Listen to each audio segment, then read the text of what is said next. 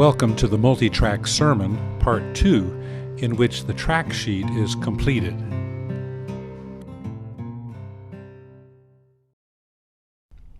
This message is taken from Scripture, but it may not be obvious from the words on the page itself. I have read several commentaries, however, and in this case, I have been very influenced by Ched Myers' commentary on Mark, Binding the Strong Man. Myers makes the case that Mark is a gospel written from and for the poor and oppressed, people who were in perpetual economic crisis, and who were, in his language, just about played out. This text, like much of Mark, is a form of realistic apocalyptic, containing code messages and code words like fishers of people, which many would have understood to refer to dark images of fishers in Amos and Jeremiah, who represented God's judgment on oppressors and evildoers. When tracking theology, it's important to first ask, what part of the theological universe am I dealing with here? What kind of backing track do I need? Well, at this point in the sermon, I'm dealing with what is sometimes called theological anthropology, or the human condition. What is the human condition at this point in time? It is one in which people are experiencing themselves as betrayed by corporations and by each other. They are experiencing themselves as confronted with basic survival issues as the economy collapses. And many are feeling overwhelmed and hopeless. A brief note: if you are having trouble ever illustrating a sermon, it is probably because you haven't done your theological work. How can you illustrate the human condition if you haven't decided what it is? I always tell my students to answer the theological question before tracking experience. Now let's move on to experience. In order to illustrate this human condition, I decided to make use of a newspaper article about a young soldier who had returned from his tour of duty in Iraq. He and his wife had just had their infant son baptized, and as the Army chaplain is handing them the child's baptism certificate, the soldier asked the chaplain, "What chance has he got?" For me, this pretty much summarized the current situation. In light of the economic collapse, what chance have we got? And it summarized the question everyone was asking of our new president: what chance has he got? I also plan in this section to discuss the usual middle-class reading of this text as an evangelism story fishing for people, in order to steer us toward another way of hearing the text. In the second sequence, I pick up another part of my focus sentence that identifies one aspect of what we can do in times such as this: sort out the idols that have the potential to destroy us. The scriptural tracking for this sequence picks up the references in Amos 3:2 and Jeremiah 16:16 about fishing as an action of God's judgment on evildoers. Theologically, the focus of this sequence is sin and dealing with sin. Of course, sin could be many things: disobedience, violence, broken relationships, oppression, lots of things, depending on your theological tradition. But I'm operating in a church in which existentialist and liberationist categories are laced with Reformed theology. In this context, sin wears the face of idolatry. As finite creatures, we cling to idols in order to secure ourselves in the world. In this case, we cling to idols of greed and privilege or power.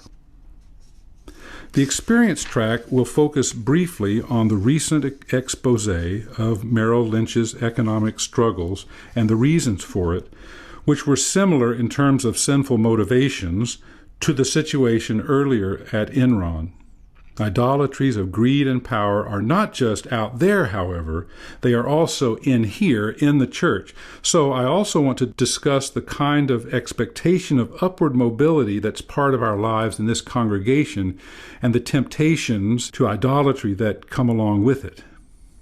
In the third sequence, we move away from a response to our situation that is grounded in judgment to one focused on mercy. Fishing within a biblical perspective is not just about judging idolaters, but also about gathering the wounded and suffering into the reign of God.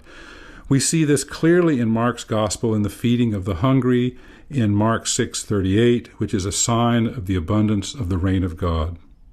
Theologically, I want to shift here to a relational theology of hospitality in which the church is imagined as a welcoming, healing presence in the world during these overwhelming times. This will take some courage to not worry about getting our own so that we can focus energy on helping others.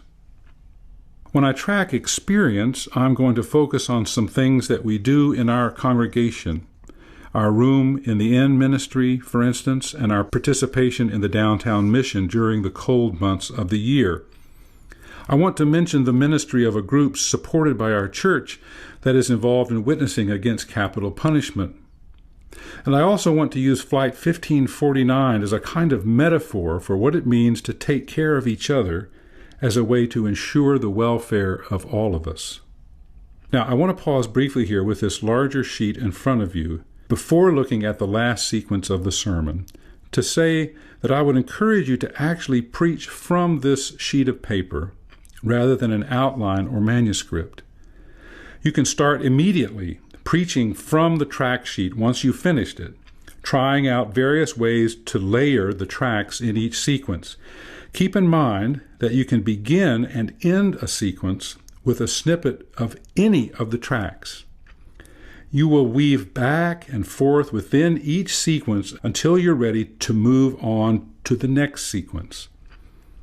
For instance, you might begin a sequence with the scripture track, if you want to sound expository, and move from there to include flickers of your message, bits and pieces of experience, theology, and so on, weaving back and forth until you finish that sequence.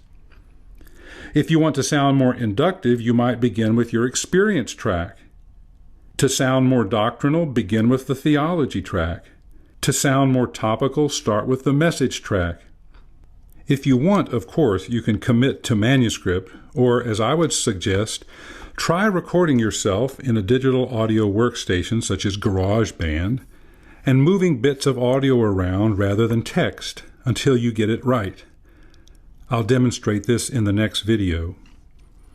Then listen to yourself several times and you'll be ready to go into the pulpit and preach directly from the track sheet itself. Now on to the final sequence.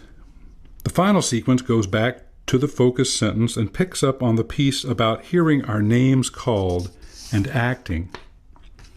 This parallels Jesus calling those who were fishing. We, like them, hear our names called and follow to sort out the idols and gather the suffering into the reign of God. Theologically, I want to talk about the special kind of authority Jesus had, authority grounded in the deepest values of faith, and also grounded in a kind of radical freedom from all other authorities. And in the experience track, I will pick up on a nice little piece Anthony Campolo does on the meaning of authority. And it's Black History Month, so I want to point out how Dr. Martin Luther King Jr. partook of this kind of authority to call and lead people into a new way of life. There are also those in our congregation who have this kind of authority, and I want to challenge us to a lifestyle change similar to the one experienced by the disciples who left their own self-securing work in order to follow in the way of Jesus. We now have completed the sermon track sheet. In the next video, I will take a final draft of this sermon in preached form and enter it into my digital audio workstation, recording it, and we'll listen to portions of it, noting ways to think about editing sermons entirely in the audio domain.